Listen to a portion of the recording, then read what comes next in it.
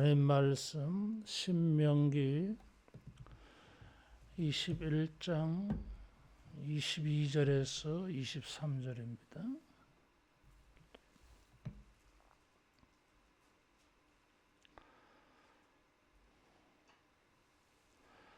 사람이 만일 죽을 죄를 범함으로 내가 그를 죽여 나무 위에 달거든 그 시체를 나무 위에 밤새도록 두지 말고 그날에 장사하여 내 하나님 여호와께서 내게 기업으로 주시는 땅을 더럽히지 말라. 나무 위에 달린 자는 하나님께 저주를 받았음이니라. 아멘.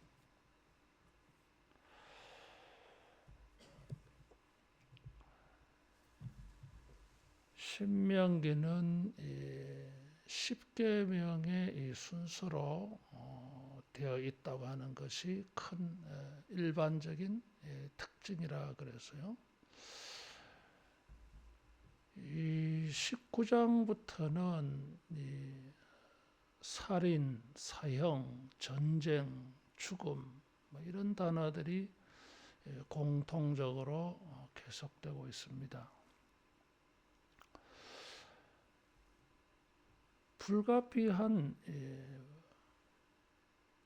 죽음의 일도 있어요. 그것은 전쟁이고 또 부주의함으로 사람이 죽을 수도 있어요. 그런 경우에는 이 도피성 제도, 19장의 도피성 제도를 말해서 그 살인과 죽음의 문제를 재판하게 하고 있습니다.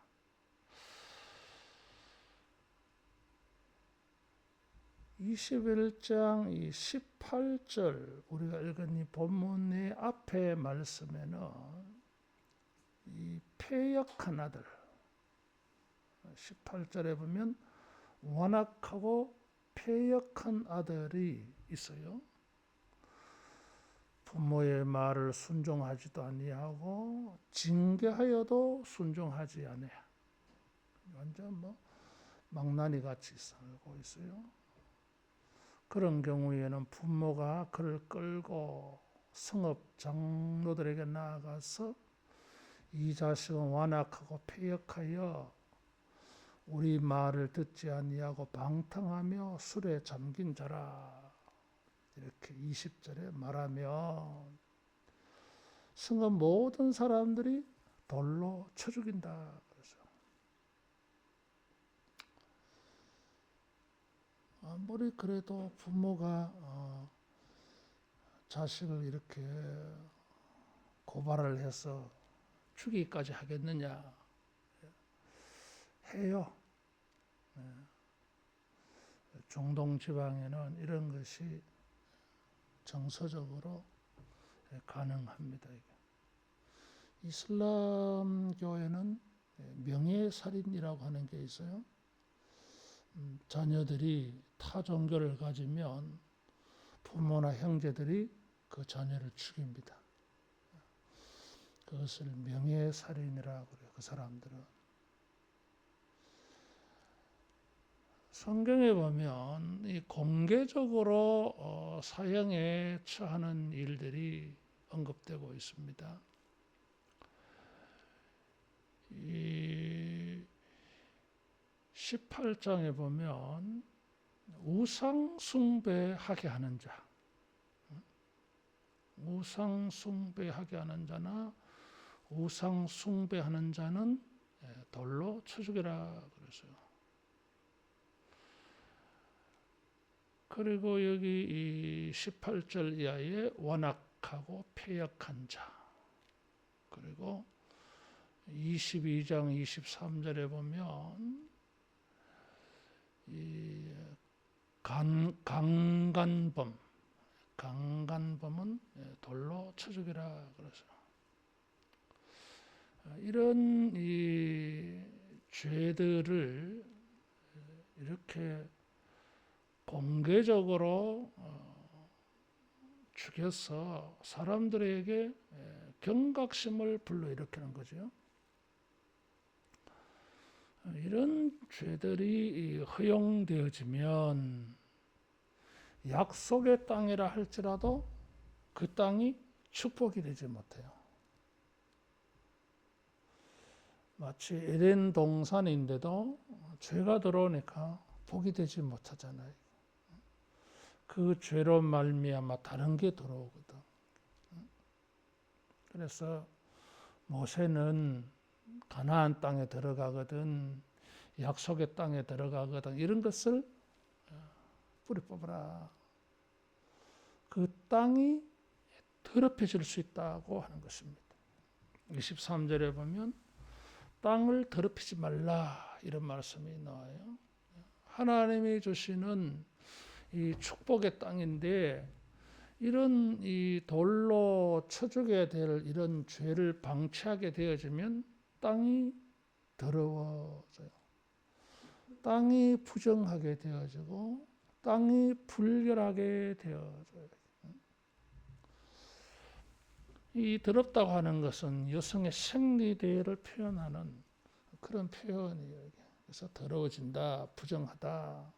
그러면 하나님이 주신 땅에서 행복하겠냐, 복되겠냐 하는 것이에요.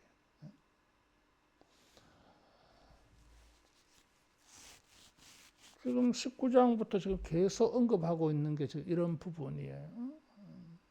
하나님의 이 공동체, 가나안 공동체가 하나님이 주신 땅에서 하나님이 주신 기회가 복이 돼야 되는데 복되지 못하게 하는 이런 것들을 지금 경고하고 있는 것입니다.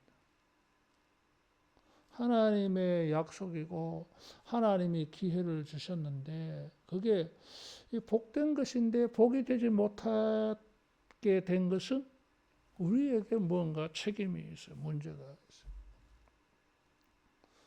그런 경우가 많습니다. 우리가 그것을 복이 되지 못하게 해버린 거예요. 하나님에게 이 복된 기회를 얻는 것도 중요하고 복이 되게 하는 것도 더더욱 중요합니다. 직분도 기회도 이런 환경도 조건도 복이 되도록 이렇게 주셨는데 우리 스스로가 그것을 더럽혀 버리면 복이 되지 않는 것이에요. 그래서 복이 되도록 잘 지켜야 됩니다. 이 패역한 아들은 이제 돌로 쳐 죽인다 그래서요. 그리고 이런 십자가 이제 규정이 나옵니다. 죽을 죄를 범함으로 그냥 죽이고 끝내는 게 아니라 2차 행위가 일어나요. 그를 죽여 나무 위에 단다 그래서요. 이 표현은 십자가에 매달리게 하는 것은 처형의 방법이 아니라 죽은 시체를 나무에 매다는 것입니다. 그래서 본보기로 사람들에게 경각심을 불러일으키기 위하여 전시하는 거죠.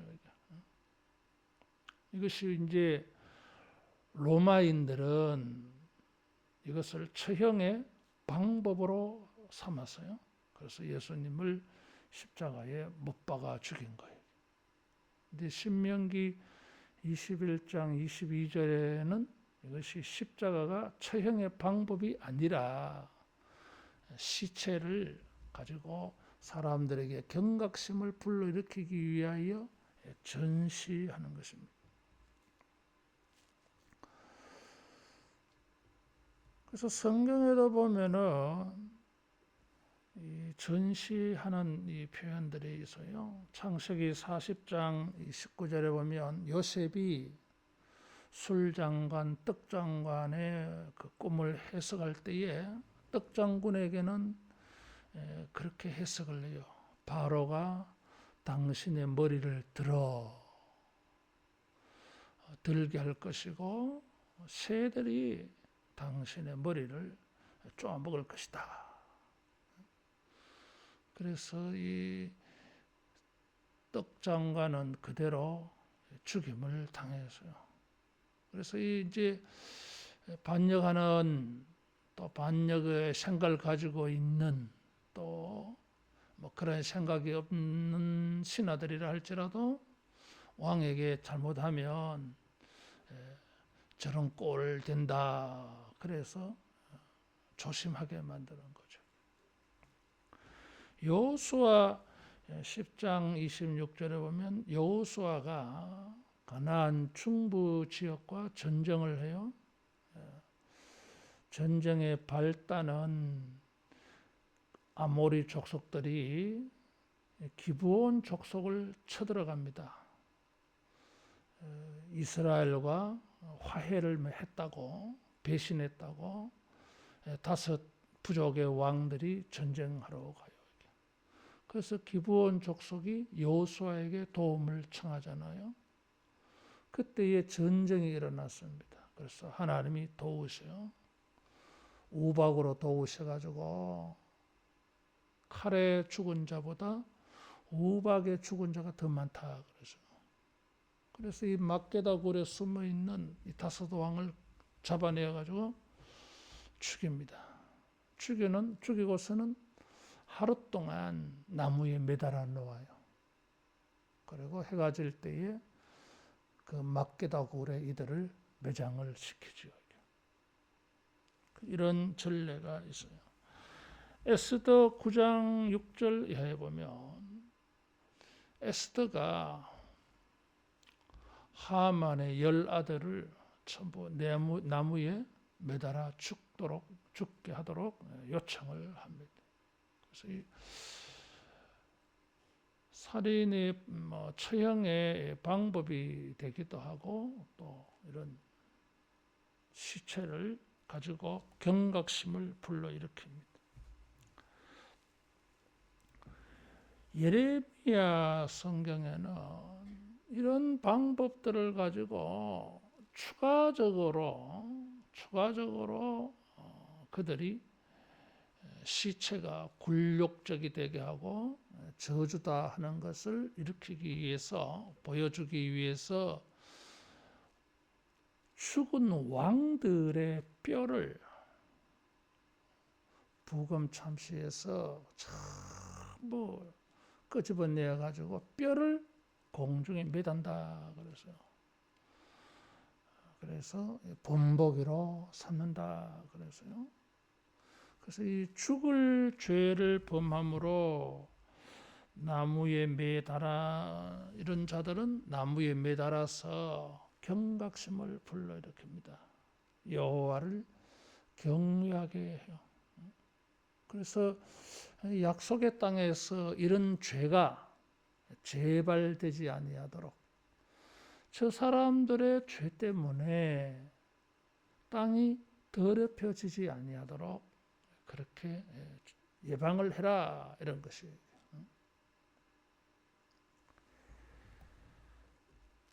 나무에 이 달린 것은 저주다 그래서요. 23절 하반절에 보면 나무에 달린 자는 하나님께 저주를 받았다. 그래서 이 돌로 쳐 죽인 다음 나무에 매다는 것은 첫 번째로는 경고의 의미가 있다. 두 번째로는 그 사람은 저주를 받은 죽음이다. 단순히 벌받아 죽는 것 차원을 뛰어넘어서 저주받은 죽음이라고 알리는 것입니다. 우리가 선한 일로 복된 일로 다른 사람들에게 증거가 돼야지 이런 벌받은 일로 다른 사람들에게 자기가 증거가 되면 안 되잖아요. 여러분 우리가 항상 은혜와 복된 일로 사람들에게 오르내리고 이런 일에 증인으로 채택받는 이런 은혜가 있기를 바랍니다. 이 나무에 달린 자는 저 사람은 사람들에게 경각심을 불러일으키는데 죽고 난 다음에도 나무에 매달렸다고 하는 것은 죄 때문에 심판받은 정도가 아니라 저 사람은 하나님께 저주받았다 표시예요. 그냥 돌로 쳐 죽여서 끝내는 게 아니고 시체를 나무에 달면 저 사람은 저주받아서 죽었다. 그런 뜻입니다. 저주라고 하는 이 뜻은 보잘것없다, 하찮다 이런 뜻이 있어요. 이런 단어, 이런 의미에서 파생되어진 것입니다. 보잘것없다, 하찮다고 하는 것은 아주 격하시키는 것이죠. 이게 비천한 상태로 격하시키는 것입니다. 그래서 이 저주라고 하는 단어는 축복이라고 하는 단어와 반대되는 말이에요. 그래서 신명기 28장에 순종하는 자에게 복이 있고 불순종하는 자에게는 저주가 있다 그래서. 그래서 이 저주라고 하는 이 단어는 축복의 반대말이다. 그리고 이 저주라고 하는 말은 의라고 하는 말과도 반대되어져요. 왜냐하면 이 사람은 벌을 받아 죽었잖아요. 그래서 의롭지 않다, 죄인이다 이런 거죠. 그래서 이런 이 의미가 있어요. 그 사람들에게 저 사람은 죽어도 복되지 못하다 이거죠. 여러분 우리가 시체를 존엄하게 이렇게 다루잖아, 취급하잖아요. 이제 그렇게 대하지 아니하면 시체를 훼손한 망자를 모독했다 이런 말을 쓰잖아요. 이게 아무리 그래도 일단 죽으면은 일단은 모든 게 끝났으니까 죽음 자체에 대한 이런 예의를 사람들이 표시하곤 해요. 그래서 염하는 사람들도 염하기 전에 의식을 치르잖아요. 그래서 아주 경건한 마음으로 그렇게 한다 하더라고. 그게 시체인데 죽은 시체를 나무에 매단다. 그것은 저주가 되어지는 것이지. 나무에 매달아서 하늘에서도 버림당하고 땅에서도 들려지고 그 근본된 땅에서 들려지는 것입니다. 그리고 그러는 사이에 무슨 일이 생깁니까? 새들이 와서 먹을 수 있잖아.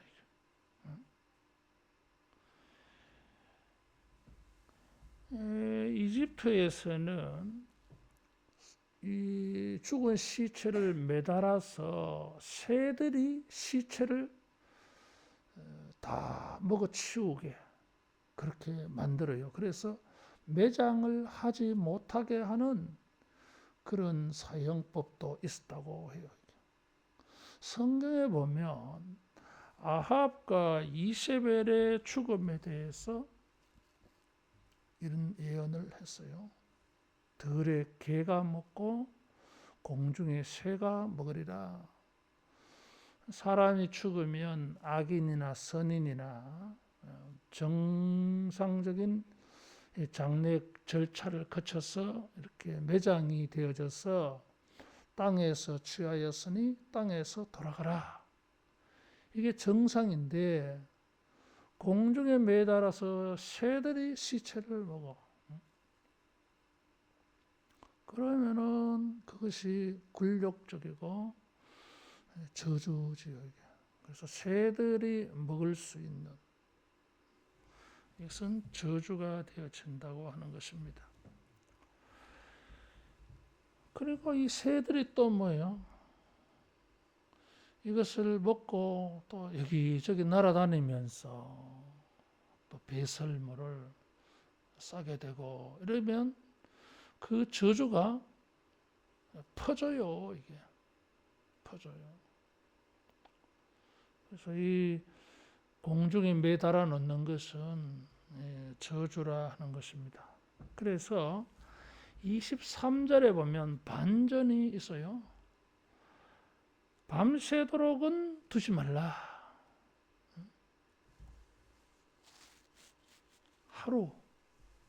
하루만 되는 것이죠. 이게 한나절만. 밤새도록은 두지 말라. 그러니까 이 나무에 달아라고 하는 것과 밤새도록 두지 말라고 하는 것은 좀 모순적이에요. 불러일으키면 오래도록 매달아서 또 저주받은 시체니까 공중의 새들까지 날아와서 먹어치우게 함으로 더욱 경각심을 불러일으키고 그 남은 유족들에게도 정말 경각심을 불러일으킬 수 있을 터인데 하루만 해라 그랬어요. 여기에 자비가 보여요. 그래서 참 이게 하나님의 이 심판 속에는 의외로 자비가 있어요.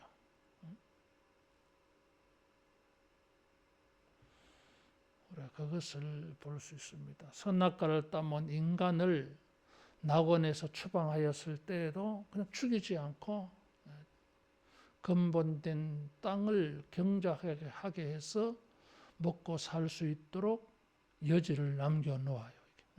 자비예요. 이게.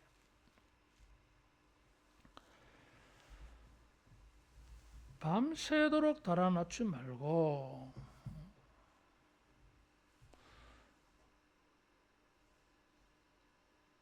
당일에 장사해라. 장례를 치루어야 될 가장 근본적인 이유가 여호와께서 기업으로 주시는 땅이 더럽혀진다. 땅이 더럽혀지면 그 땅이 복이 되지 못하는 것입니다. 하나님이 주신 땅은 젖과 꿀이 흐르는 땅이라 그래서요. 젖과 꿀이라고 하는 단어가 의미하는 것은 젖은 식량, 양식 이런 의미가 있잖아요. 또 꿀은 뭐예요?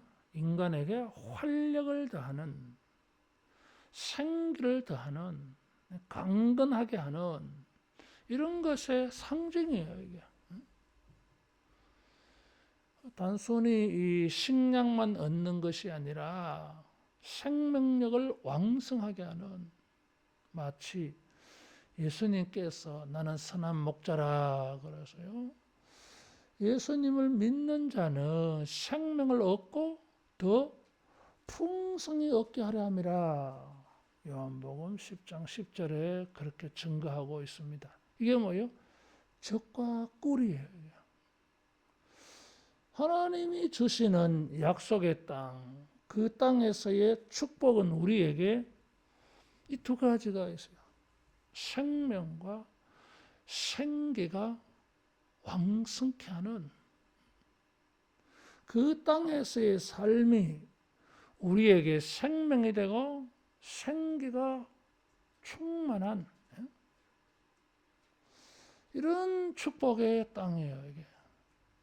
이런 땅에서 이 사람이 죽여져서 나무에 매달렸다고 하는 것은 이런 생명과 생기의 충만함에서 반대잖아요. 복이 아니지 그것은. 근데 이 가나안 땅이 이런 생명과 생기, 젖과 꿀의 땅인데 공중에 이것이 밤새도록 그 뒷날도 매달려 있으므로 말미암아 땅이 더러워져. 영적으로 더러워져요. 그렇게 되어지면 생명과 생기의 효력이 사라지는 것처럼 말해서요. 이런 땅을 더럽히게 한 일들 때문에 축복의 땅이 저주가 되어졌다고 하는 것은 생명과 생기의 효력을 주지를 못해요. 그럼 땅이 생명력과 생기의 능력을 상실해 버려요. 그럼 자, 씨를 뿌렸습니다. 그럼 땅이 생명력이 없어. 그럼 곡식을 주지를 못해요. 또 땅이 생명력을 얻으려면 하늘에서 비가 내려야 돼요. 근데 비가 내리지 않는 거예요. 이게. 그래서 생명과 생기를 잃어버리는 모든 일들이 다 일어나. 그래서 원천적으로 비도 안 오고 땅은 열매를 소산을 내지를 못하고 사람은 그걸 또 먹지를 못하니까 사람이 말라가고 생기를 잃어버리고 개개인이 이렇게 되니까 공동체가 힘이 약해지고 힘이 약해지면 뭐요? 전쟁이 일어나면 패배하는 거죠. 생기와 생명력이 약해지는 많은 일들이 생겨나는 거예요. 이게. 하나가 잘못되어져서 땅을 더럽혀서 그래요.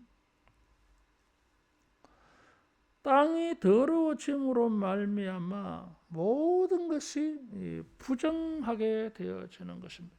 우리가 레위기를 통해서 보았지만 시체를 만진 자, 부정한 자는 성물을 먹을 수가 없어요. 거룩한 것, 복된 것에 가까이 갈 수가 없어요. 모든 것이 차단되어지잖아요. 그래서 이 나무에 매달린 자를 계속 방치함으로 말미암아 이 사람이 속한 공동체가 부정하게 되어져서 하나님의 축복이 차단되어. 나는 영문도 모르지만은 자기도 모르는 사이에 나의 생명력과 생기 있는 삶이 되지 못하게 하는 일들이 발생해 버린 거예요. 그래서 이런 일이 되지 못하도록 땅이 더럽혀지는 일이 되지 아니하도록 해가 지면 시체를 내려라. 여기 이제 중요한 원리를 말씀해 주고 있어요. 우리의 삶의 행복이 우리의 노동에 달려 있지 않다라는 것이에요. 레위기적으로 말하면 그것은 성결의 문제라고 하는 것입니다.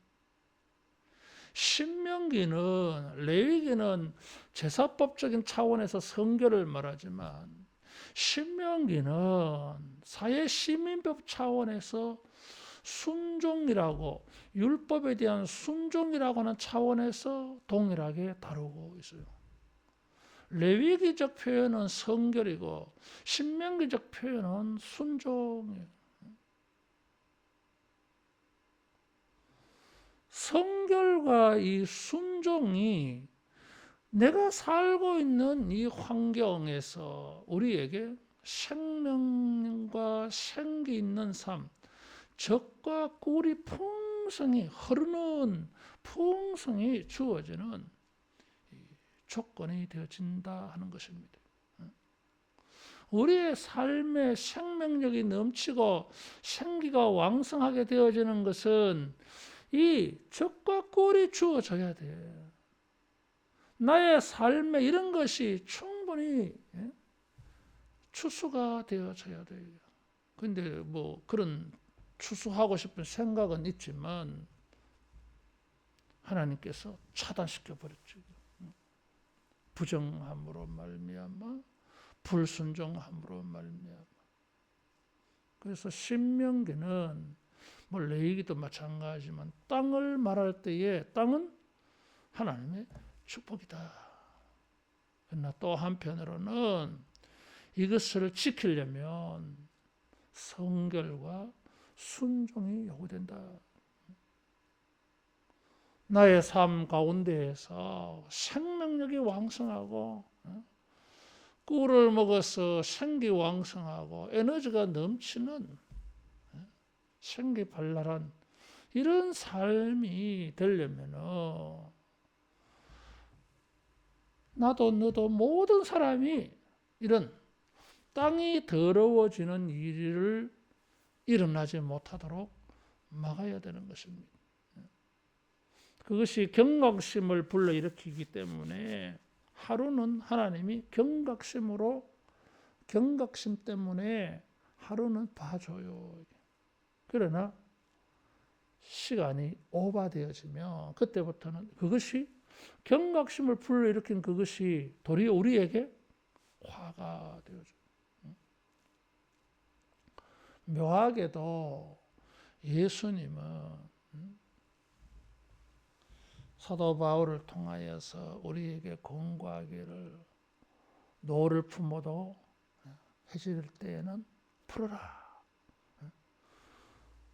충분히 사람이니까 연약한 인간이니까 인간의 감정을 이해해 주는 거죠. 옳다는 게 아니에요. 예수님 원수까지 용서하라 그러셨기 때문에 옳다는 게 아니라 우리 인간을 이해한 것이죠. 그래서 눈에는 눈, 이에는 이. 오른밤을 치고도 왼밤 될 수 있는 인간이 아니야 이게. 최소한 복수하고 싶어하는 거죠 이게. 그러나 그만큼 피해 입으면 그만큼 그래야 공의롭다 이거지. 그래서 이런 이 선이 넘어감으로 말미암아서 이해될 수 있는 범위가 넘어가 버리면은 그것이 도리어 나에게 화가 되어지잖아요. 그래서 이 하루를 넘기지 말라. 경각심을 불러일으키는 것이긴 하는데도 불구하고 이게 선이 넘어가 버리면 이제 경각심의 차원이 아니라 저주의 차원, 땅이 더럽혀지는 차원이 돼요. 나무에 달린 사람이 저주의 사람이 되어져서 그 사람이 땅을 더럽힌 거예요. 저주의 사람 땅 속에 묻으면 되느냐? 그건 하나님의 법칙이야. 땅 속에 묻으면 땅이 더러워지지 않아요. 공중에 달아놓으면 창조의 질서와 반대되어지기 때문에 이건 저주가 되는 것이에요. 그러면 땅이 더러워져. 자, 어떤 동네에서 이런 일을 해버렸어. 다른 동네는 몰라. 모르지 뭐. 어떻게 알겠어요? 우리 자신도 모르게 우리와 무관하게 나의 삶의 적과 꿀이 되지 못하게 하는 이런 일들이 많이 발생해요. 많이 발생해요. 다른 사람에게 피해를 주고 있어요. 이게 부정과 불순종이에요. 정말 경각심을 불러일으켜야 될 것은 바로 이런 거 아니겠어요? 폐역한 아들을 돌로 쳐 죽이는 것보다 더 경각심을 불러일으키는 것은 나무에 달린 자예요. 그래서 그걸 보고 경각심을 불러일으켜야 돼요. 두 가지를 생각해 볼 수 있어요. 우리의 적과 꿀이 약해질 때, 적을 때에 첫째 자기를 돌아봐야 됩니다. 이런 적과 꿀의 생명력이 흐르는 것이 끊어지는, 막아지는 일이 우리에게 없는가? 이런 부정과 불순종의 일이 없는가? 자기를 돌아봐야 돼요. 두 번째로는 그럴 만한 일이 잘 깨달아지지 않아. 그러면 이게 뭐예요? 다른 사람, 나도 모르는 이런 것이 사무엘라 21장에 다윗 시대에 있었어요. 3년 동안 계속 흉년이에요. 이게. 그래서 다윗이 기도하니까 하나님이 가르쳐 주었어요. 사울 시대에 사울이 여호수아가 화평한 계약을 맺은 기브온 족속을 친 일이 있었어요. 사람들이 죽었던 거예요. 이게 사울 시대에 일어난 이 일, 다윗과 관계 없잖아 이게. 그런데 다윗 시대에 이 저주가, 기근의 저주가 나타난 거예요. 그래서 다윗이 하나님께 기도하니까 그걸 깨달은 거예요. 그래서 기브온 후손들을 불렀어. 족속들을 불렀어요. 내가 너희를 어떻게 하면 좋겠냐?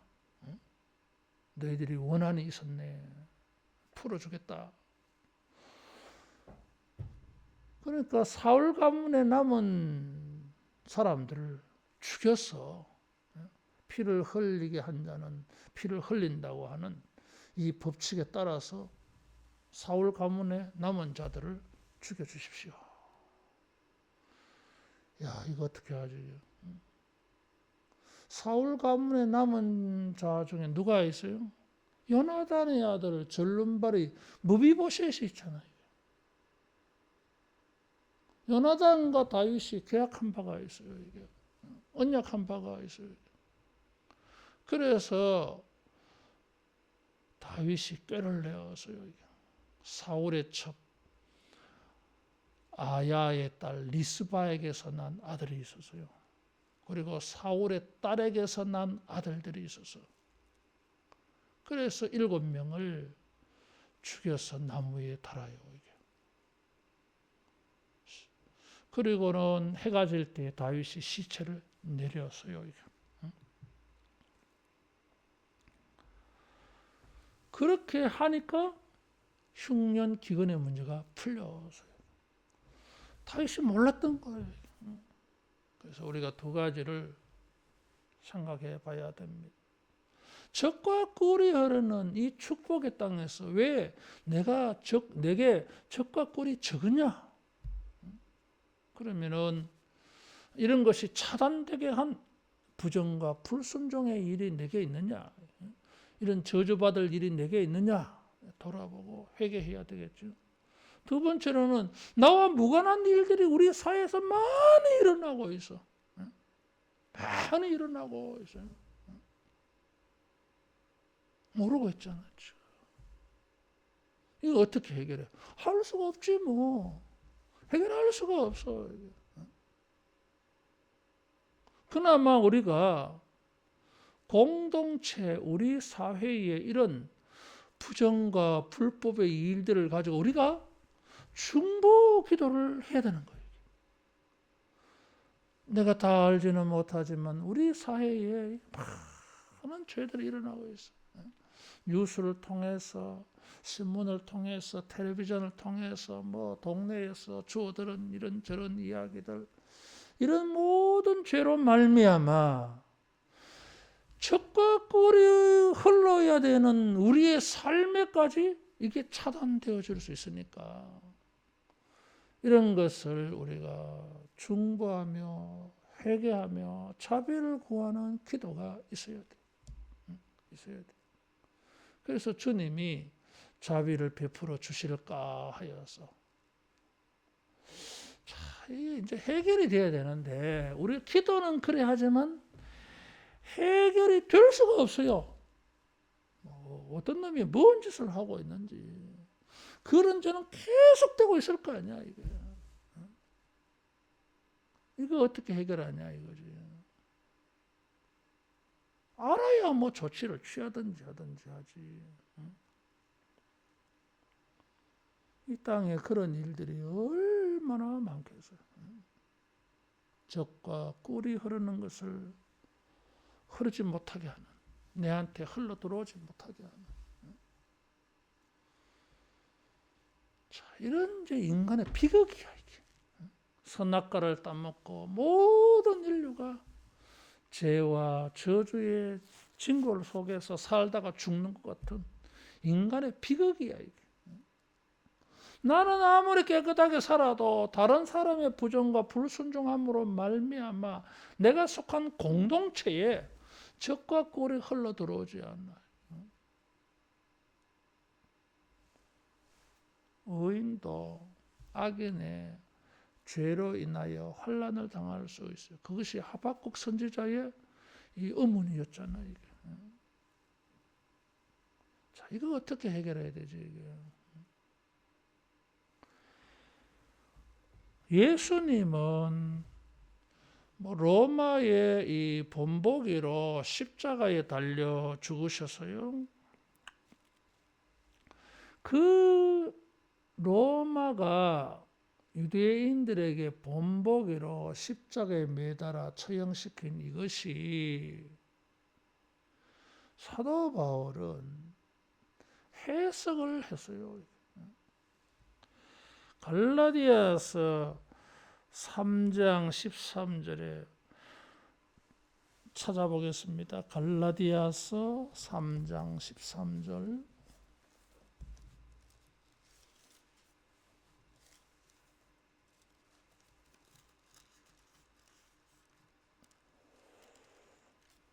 같이 봉독합니다. 그리스도께서 우리를 위하여 저주를 받은 바 되사 율법의 저주에서 우리를 속량하셨으니 기록된 바 나무에 달린 자마다 저주 아래에 있는 자라 하였습니다.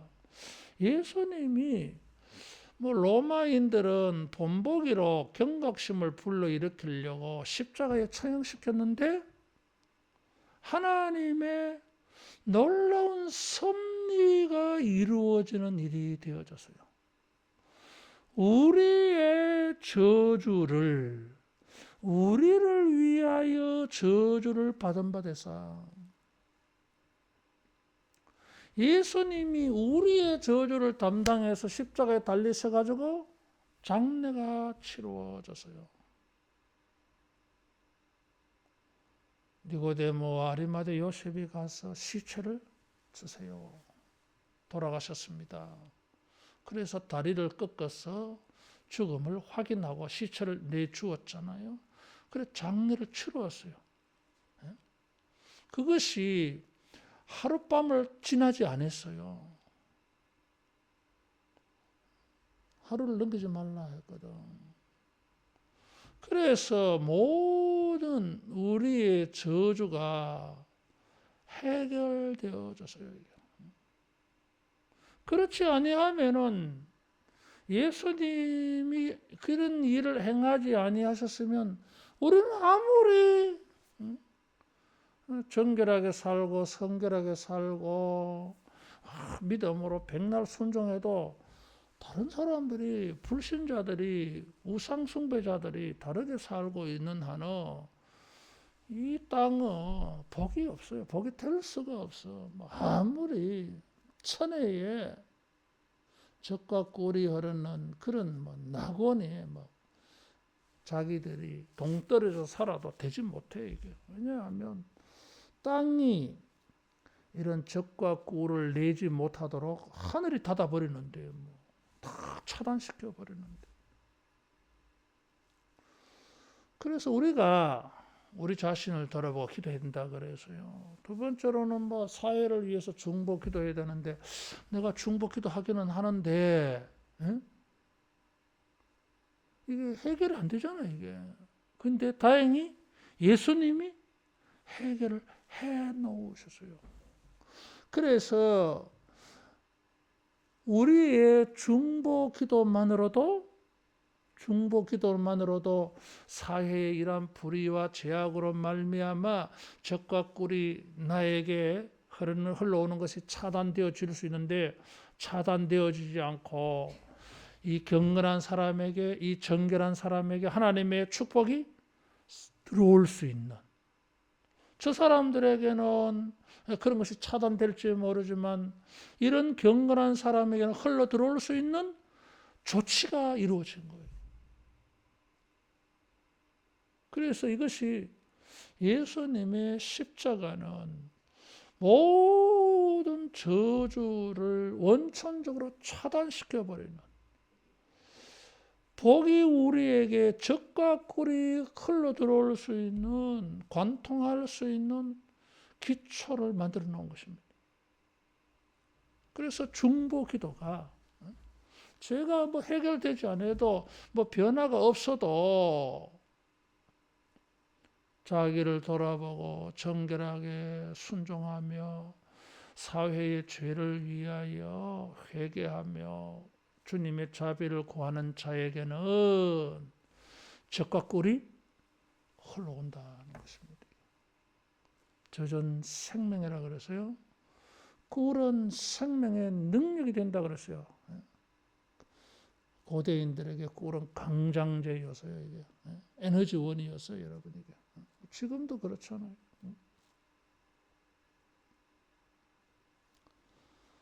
하나님이 우리에게 주시는 땅은 젖과 꿀이 흐르는 세계예요. 성도에게도 생명과 그것이 더 풍성해지는 삶을 주님이 우리에게 주셨어요. 이런 것이 차단되어지는 이런 일들은 있습니다. 그것이 부정과 불순종이에요. 젖과 꿀이 우리에게 풍성히 들어오게 하는 것은 성결한 삶이고 믿음의 순종이에요. 이것을 기억하고 성결과 순종으로 하나님의 젖과 꿀을 복을 받고 또 다른 사람 때문에 이런 일이 차단되지 아니하도록 여러분 세상의 이런 죄를 위하여 중보 기도하는 자 되기 바랍니다. 우리가 십자가에 달릴 필요는 없잖아요. 예수님이 다 해놓으셨어. 대신에 예수님은 기도해라 그랬어요. 기도해 주라 그랬어요. 그 기도가 저 사람들에게 합당하지 아니하면 우리들에게로 돌아온다 그랬어요. 저들에게 빈 평안과 저들에게 빈 축복이 저들에게 합당하지 아니하면 내게 돌아온다 그랬어요. 자기가 하나님의 젖과 꿀의 복을 받기 위하여 자기를 위하여 기도해야 되고 다른 사람에게 이런 일이 일어나도록 기도해야 돼요. 그래야 복이 더해져요. 그래서 이 공동체, 연대적인 책임의식을 가지게 만들어줍니다. 우리의 생애, 삶의 환경 속에서 젖과 꿀이 풍성하게 이렇게 흘러들어오도록 자기를 살피고 사회를 위해서 여러분 열심히 부지런히 많이 기도해서 젖과 꿀이 풍성해지는 은혜가 있기를 축원합니다. 기도하겠습니다. 하나님 아버지, 구원받은 자들에게 젖과 꿀의 축복의 기회를 열어놓아 주시고 인도해 가심을 감사합니다. 성결과 믿음의 순종을 통하여 우리 모두가 우리의 미래와 장래에 하나님의 젖과 꿀이 풍성한 축복의 삶이 되게 하여 주시옵소서. 이 사회의 부정과 불순종을 놓고 중보 기도함으로 말미암아 하나님이여 이 사회가 고침받는 일이 되게 하여 주시고 또 우리에게까지 복이 더하여지는 갑절의 은혜의 기회가 되게 하여 주시옵소서. 예수님 이름으로 기도하옵나이다. 아멘.